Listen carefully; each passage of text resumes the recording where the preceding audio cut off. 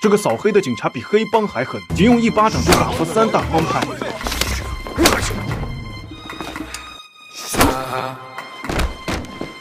这是2004年的韩国，黑帮林立，恶人当道，一般警察根本管不住，唯有他马东锡上班路上遇到恶性斗殴，电话都没挂就顺手解决了。辖区出现捅人事件，他仅靠黑帮纹身就判断出这是一场黑帮斗殴，于是他只做了3件事，就平息了2个帮派之间的厮杀。第一，不让被捅的毒蛇帮寻仇，马叔去找毒蛇老大劝架，恰好遇见一群小弟准备出门寻仇，马叔上前阻拦，混混却不把警察放在眼里。这下老实了，老大答应马叔暂时不动手。第二，抓住了捅人的凶手，带回警局后，马叔开始逼问幕后主使，见凶手不说话，他们只好用黑帮的方式制服黑帮。马叔给他戴上头盔，开始暴打。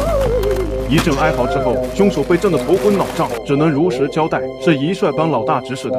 第三，逼双方握手言和，马叔把2大帮派的老大叫来，这时的2人还互看不爽。在马叔的威胁下，光头只好向毒蛇道歉，毒蛇也只能不情不愿地接受道歉。接着，马叔给他们拍下了友谊的照片，结束了这场纷争。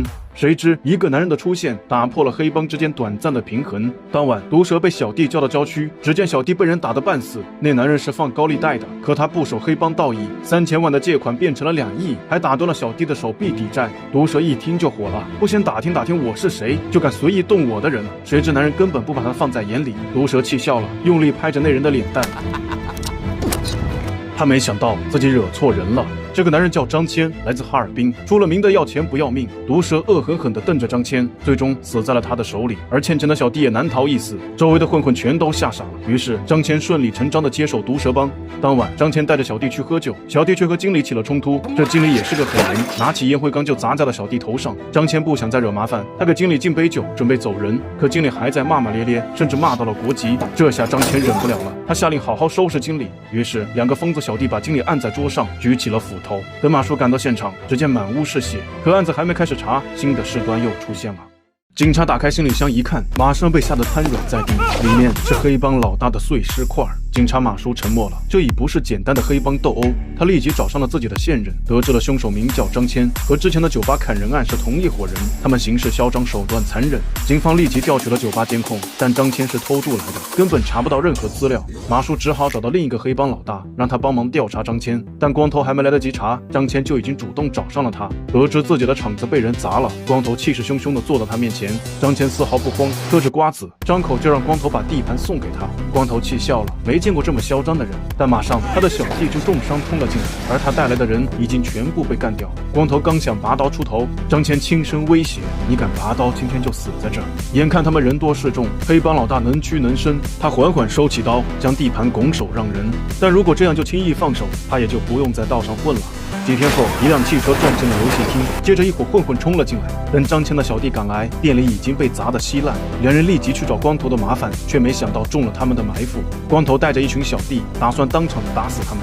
可螳螂捕蝉，黄雀在后，马叔尾随光头赶来了。他立即拉开打架的人群，让光头别再插手。光头不甘心，只能骂骂咧咧离去。可亡命之徒怎会束手就擒？举起刀就向马叔冲去，马叔被小弟砍伤手臂，他一下就火了，举起小弟摔在墙上。小弟再次冲上前，持刀的手却被马叔抓住，他便用力殴打马叔肋部，但马叔的抗击打能力太强，小弟根本奈何不了他，反倒被马叔扼住喉咙。他用尽全力卸掉武器，接着用双臂气脚，很快就让他晕了过去。而另一个小弟趁乱逃走，马叔将那人带回警局审问，但对方拒不配合。没办法，他们只好悄悄挡住摄像头，用电击棍严刑逼供。可即使被电得倒地不起，小弟还是态度嚣张。马叔终于忍无可忍，一拳打了上去，他疼得大声嚎叫，终于认清了自己的处境，宁愿咬舌自尽，也绝不供出大哥。好在马叔反应迅速，直接掰开了他的牙齿。而另一边，张谦得知了小弟被抓，把仇恨都算在了光头身上。他派人来到光头母亲的生日宴，用灭火器大闹宴会现场。等无辜的家属都逃走后，张谦才缓缓出现。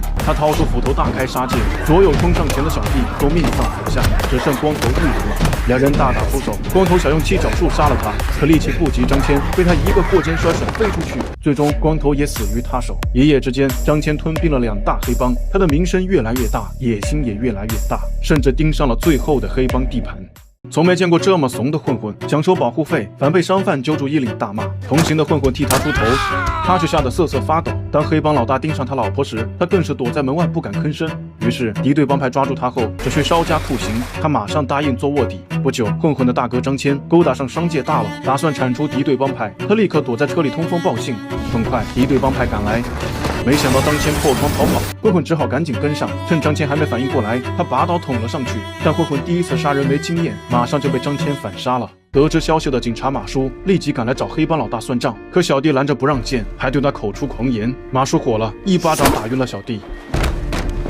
他臭骂老大违反法规，丢下一件防弹衣要他好自为之。为了抓住张谦和他的帮派，保护辖区居民的安全，马叔找来所有的商贩老板帮忙，让他们偷偷拍下混混的样子，记下他们出没的时间地点。很快，警方摸清了所有黑帮人员，接下来就是如何一网打尽了。马叔想了一个险招，他找了2个会中文的属下，冒充中国人。几天后，他们来到警局，带走被捕的张谦小弟。马叔赶紧拉走小弟，劝他供出张谦，留在韩国监狱只需服刑几个月，一旦回了中国就是死刑。但小弟没有说话。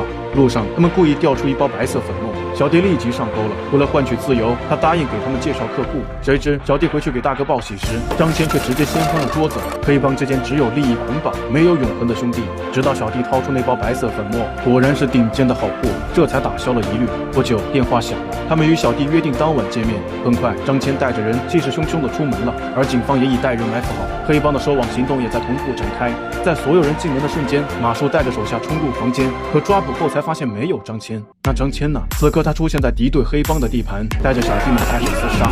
这时老大出现了，张谦立即掏出刀穷追不舍。老大横穿马路，不慎被车撞倒，但他一刻不敢停，只能一瘸一拐的疯狂逃窜。他逃向警局找马叔庇护，却被张谦一下扑倒。张谦想用刀捅他，却发现他穿了防弹衣。老大趁机甩开张谦，爬向警局，却被张谦拖了回来。他狠狠掐住老大的脖子，眼看就要没气了。听到动静的警察及时赶来，他只好松手逃跑。他来到机场准备逃跑，刚换好一身新的行头，却发现马叔已经守在了门外。见无法再逃，张谦愤怒冲上前，却被马叔抓住一把甩飞。很快，张谦发现自己与马叔体力悬殊，如何都不是他对手。于是他找来武器，反复击打马叔，但马叔实在太强了，他只好捡起玻璃碎片狗偷袭。一番恶战后，张谦被马叔制服。他抓住张谦的手在地上拖行，将他铐在了厕所里。张谦不甘心的破口大骂，被马叔一直打晕过去。